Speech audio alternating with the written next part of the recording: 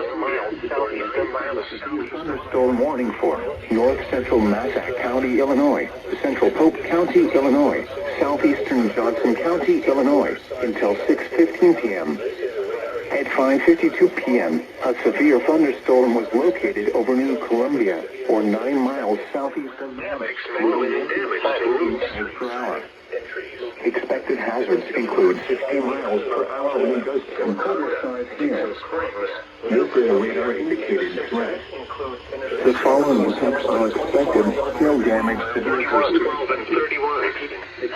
Thunderstorm warning has been issued until 6:15 p.m. for the following counties of Illinois. Golconda, Dixon Springs, New Columbia, and Simpson. This includes Interstate 24 in Illinois between mile mark 12 and Severe thunderstorm watch. A severe thunderstorm warning has been issued until 6:15 p.m. for the following counties in Illinois: Johnson, Massac, and Pope.